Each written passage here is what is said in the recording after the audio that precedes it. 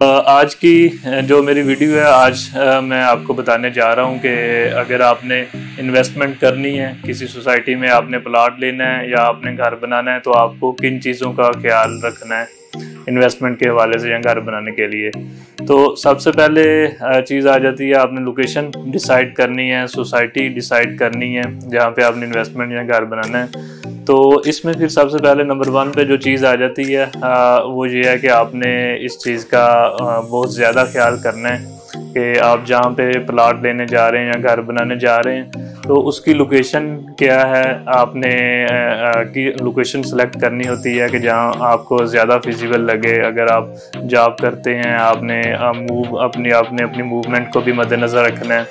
और उसके बाद आपके अगर बच्चे स्कूल जाते हैं, फैमिली पर्सनस आगे पीछे जाते हैं, तो आपने उनका भी ध्यान करना है। तो आपको जो ज़्यादा एक्सेसिबल हो, ज़्यादा आपको अप्रोच वाइज, लोकेशन वाइज जो आपको ज़्यादा अच्छी लगे। और सबसे पहली चीज़ सबसे पहले इस चीज़ का आपने ख्याल रखना होता है। बाज़-औक़ात लोग इस तरह होते हैं कि अगर बिलफर्ज मैंने प्लॉट लेना है या मैंने घर बनाना है तो मैं अपने 4 दोस्तों से मशवरा करूँगा कि मैं कहाँ पे घर बनाऊँ या कहाँ पे प्लॉट लूँ। तो डेफिनेटली हम जिस एरिया में रह रहे होते हैं, हमारे रेफरेंस होते हैं, तो मेरा कोई ना कोई दोस्त आएगा, आके कहेगा कि यार वो फलाना दोस्त है तो उसके पास जाओ, वो आपको मशवरा देगा। तो अब फॉर एग्जांपल मेरा दोस्त जो है वो B17 में काम करता है और मैं इस्लामाबाद की बात कर रहा हूँ। B17 इस्लामाबाद का एक सेक्टर है और आप रहते हैं DHA वाली साइड पे, आपने वहाँ पे घर बनाना है। लेकिन वो मेरा दोस्त जो आपका दोस्त होगा, किसी न किसी रेफरेंस से आया हुआ होगा, आप उससे मशवरा करेंगे तो वो अपने मफाद के लिए आपको ले जाएगा कि यार B17 बहुत अच्छी है, आप B17 में आ जाएं, आप उधर आके घर बनाएं, अच्छा एरिया वो।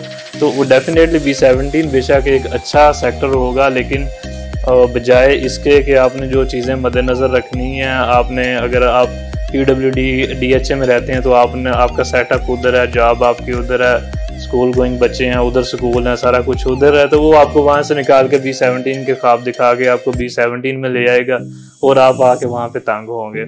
सबसे पहली चीज़ होती है कि आपने अपनी लोकेशन, अप्रोच, ये चीज़ें देखनी है कि आपने जहाँ पे रहना है, आपने जहाँ पे मूव होना है, तो इस चीज़ को मद्देनज़र रखना होता है। तो दूसरे नंबर पे आ जाता है कि आपने एक एरिया सेलेक्ट कर लिया कि अच्छा ये एरिया ठीक है, अगर मैं यहाँ पे घर बनाऊँ तो मैं यहाँ से जॉब पे भी जा सकता हूँ, बच्चे स्कूल भी जा सकते हैं, हॉस्पिटल नज़दीक हैं, आपने शॉपिंग करनी है तो मैं यहाँ से इजीली मूव कर सकता हूँ, आपने कहीं दूर जाना है तो मोटरवे इजीली एक्सेसिबल है, एयरपोर्ट नज़दीक है। मतलब बहुत सारी चीज़ें होती हैं जो रूटीन में आपने देखनी होती हैं। तो लोकेशन एरिया डिसाइड करने के बाद फिर आपने उस एरिया में सोसाइटीज़ देखनी होती हैं कि मैंने अच्छा घर बनाना है तो मैं कौन सी सोसाइटी में जाऊं। बिलफर्ज आपने एयरपोर्ट के नज़दीक घर बनाना है तो आपको इस्लामाबाद की बात करूं तो एयरपोर्ट के नज़दीक आपको टॉप सिटी भी मिलेगी, मुमताज़ सिटी भी मिलेगी, शालीमार टाउन मिलेगा, फैसल टाउन मिलेगा।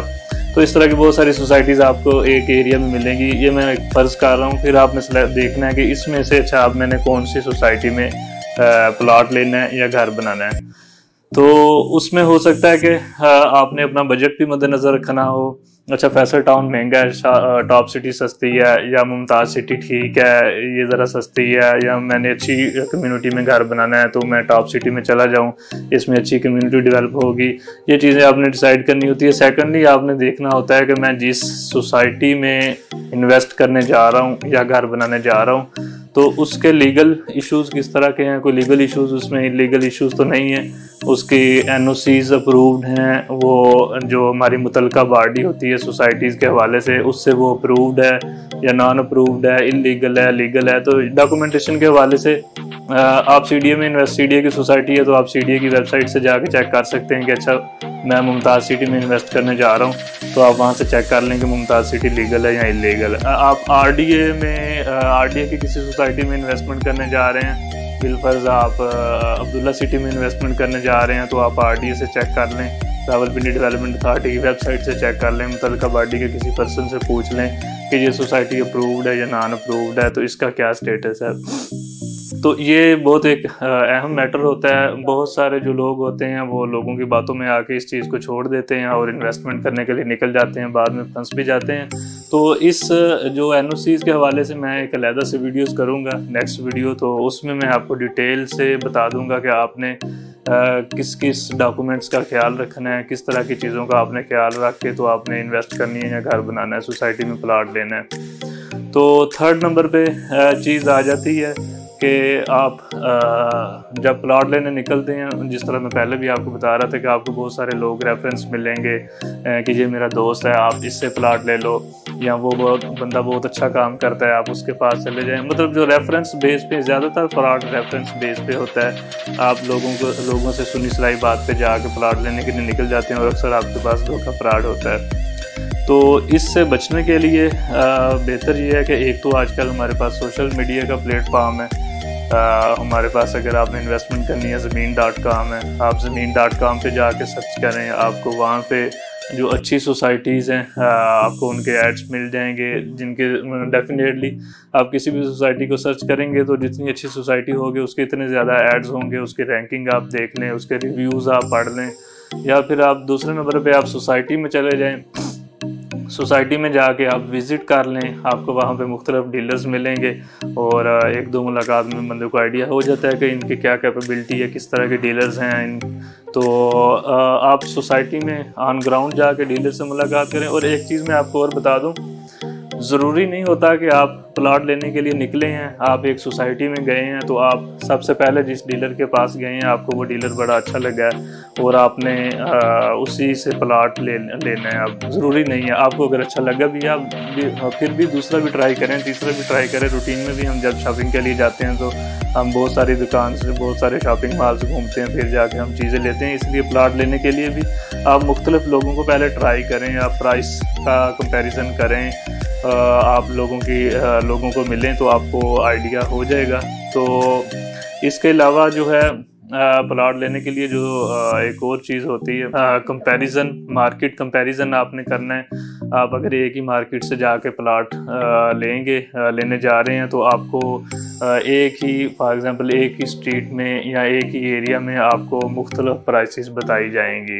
तो आप खुद ही कंपेयर कर सकेंगे कि अच्छा ये वाला डीलर ठीक प्राइस कम बता रहा है, ये ज़्यादा बता रहा है, ये बहुत ज़्यादा बता रहा है। तो इस चीज़ से भी आपको आइडिया हो जाएगा प्राइस का। और इसके अलावा जो सोसाइटीज़ फाइल्स की स्टेज पे होती हैं उनमें तो आप सोसाइटी के हेड ऑफिस से जाके रेट लिस्ट ले सकते हैं, उनके ब्रोशर्स आप ले सकते हैं। उनका तो आपको इजीली आइडिया हो जाएगा कि अच्छा इसकी ये डाउन पेमेंट चल रही है, ये इंस्टॉलमेंट चल रही हैं, उनमें कोई इतना ज़्यादा डिफरेंस नहीं होता। तो फाइल्स में अगर हो भी तो थोड़ा बहुत होता है। अगर आप किसी डीलर से ले रहे हैं तो हेड ऑफिस से आपको 5-10 हज़ार ज़्यादा मिल जाएगी, हेड ऑफिस से ज़रा सस्ती मिल जाएगी, बहुत ज़्यादा गैप नहीं होता। मतलब जिसे आप कहते हैं कि आप वो धोखा फ्रॉड वाली कैटेगरी से निकल जाएंगे। जो पोजेशन वाले प्लाट्स होते हैं, बड़ी डील्स होती हैं जहाँ पे आपने 30-40 लाख का, 50 लाख का, 1 करोड़ 1.5 करोड़ का प्लाट लेना है, तो वहाँ पे आपको इन चीज़ों का ज़्यादा ख्याल रखना होता है। तो नाज़रीन, मार्केट कंपैरिजन भी हमने कर लिया कि हमने रियल एस्टेट एजेंट किस तरह सेलेक्ट करना है, लोकेशन किस तरह सेलेक्ट करनी है, सोसाइटी किस तरह सेलेक्ट करनी है। तो इसके बाद हम आते हैं कमीशन पे। हम जिससे प्लाट बाई कर रहे होते हैं हमने उसे कमीशन भी देना होता है। तो मोस्टली लोगों की कोशिश होती है इस फील्ड में कि हम कमीशन जो है डीलर से बचा लें, कमीशन इनको हमें ना देना पड़े। तो इसमें होता क्या है, रियल एस्टेट एजेंट, अब जिस बंदे का फील्ड है, जो प्रॉपर्टी डीलर है, उसमें सारा दिन लोगों से मिलना होता है, मुख्तलिफ लोगों से उसकी कम्युनिकेशंस होती हैं। आप जाके थोड़ी देर किसी डीलर के पास बैठते हैं तो डेफिनेटली उनको आइडिया हो जाता है कि ये किस तरह का बंदा है, हमने इससे किस तरह डील करनी है।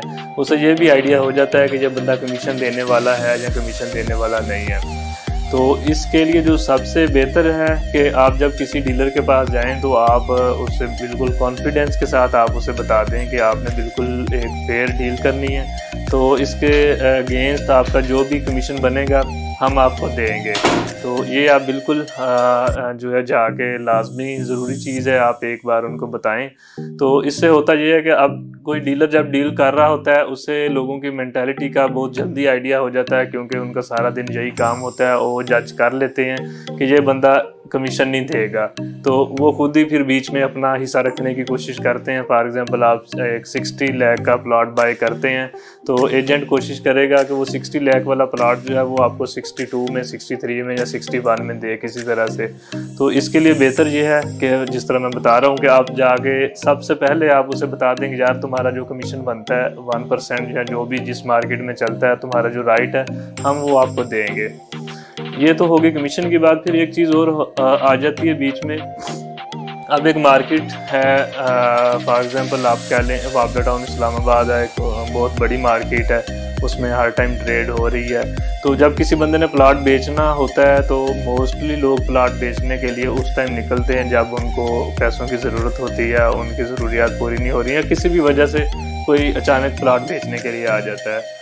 तो वो जब बेचने के लिए लोग आते हैं तो अब डीलर्स जो होते हैं उनके साथ इन्वेस्टर्स भी होते हैं जो मार्केट में इन्वेस्टमेंट कर रहे होते हैं, उससे प्रॉफिट ले रहे होते हैं। तो उसका असूल रूटीन में यही होता है कि कोई बंदा अचानक प्लाट बेचने आया, उसे जल्दी पैसों की ज़रूरत है, वो कहता है कि मुझे आप 1 दिन में या 2 दिन में मुझे मेरे पैसे दे दें, प्लाट मुझे बताएं कि आप मेरा कितने का बेचेंगे।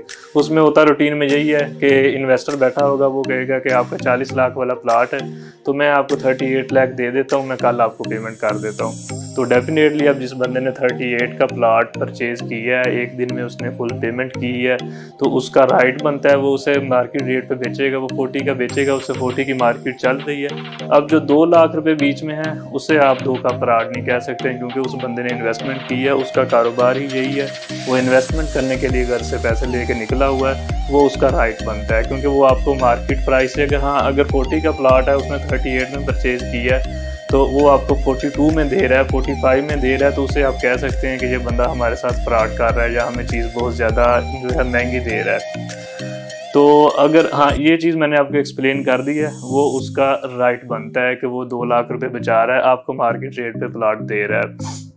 लेकिन इसमें फिर बाजुकात होता क्या है कि लोग ऑफेंड हो जाते हैं, यार इसने 38 का पीछे से लिया हुआ है प्लाट और ख़रीदा हुआ है और हमें ये 40 का दे रहा है। तो इसमें आप फिर ये जाती है कि अब एक इन्वेस्टर पैसे रख के बैठा हुआ है, वो फ़ौरन चीज़ बाय करता है, वो ये नहीं सोचता है कि कल मार्केट डाउन होगी, उसे इन्वेस्टर्स को लॉस भी हो जाते हैं। बाज़ मार्केट बहुत अच्छी चल रही होती है, एकदम मार्केट कोलैप्स हुई, उसका 38 वाला प्लॉट 35 पे आ गया, उसने तो पेमेंट कर दी है, 38 लाख उसने तो कमिट किया हुआ था। लोग ये चीज़ फिर भूल जाते हैं, वो कहते हैं कि इन्होंने 2 लाख रुपये क्यों बचाए हैं, हालांकि उनको प्लॉट मार्केट रेट पे मिल रहा होता है। तो अब जब एक आम बंदा प्लाट लेने के लिए निकलता है तो उसने सोसाइटीज़ भी विज़िट करनी है मुख्तलिफ, उसने लोगों के मशवरे भी लेने हैं, डीलर से भी मिलना है, अच्छी चीज़ है। लेकिन एक बंदा प्लाट लेने के लिए बहुत सारे दिन लगा देता है रूटीन में। एक बंदा आता है, एक उसने टाउन विज़िट करना है, पहले उसने ओवरऑल टाउन देखना है, अपना बजट देखना है, फिर उसने टाउन में जगह सेलेक्ट करनी है। मतलब 5, 6, 10 दिन, 20 दिन तक, महीना भी लोग प्लाट परचेज करने के लिए लगा देते हैं। लेकिन जो इन्वेस्टर होता है उसने तो फ़ौरन इन्वेस्टमेंट करके चीज़ें उठा लेनी होती है। तो इसलिए बहुत सारे लोग तकाजा करते हैं डीलर से जाके कि आप हमें मार्केट से सस्ता प्लाट लेके दें, लेकिन ये नहीं हो सकती, क्योंकि जो इन्वेस्टर्स डीलर्स होते हैं उनका आप कह लें कि उनका शोबा ही यही है, उन्होंने चीज़ें उठानी हैं, वो तो हर टाइम पैसे लेके बैठे हुए होते हैं।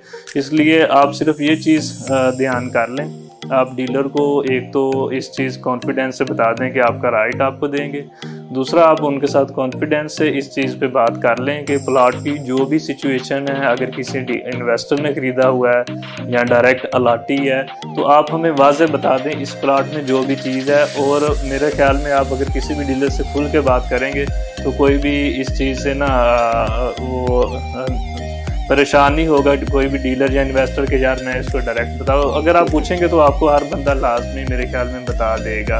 ये तो अक्सर लोगों के माइंड पे ही होता है।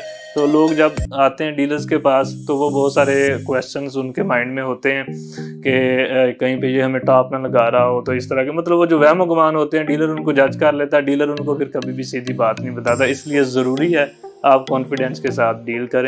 तो जैसा कि मैंने बताया कि आप ज़्यादा कमेंट्स करें, ज़्यादा क्वेश्चंस करें तो हम आपके साथ एक सेशन कर लेंगे, इंटरव्यू रख लेंगे आपके साथ।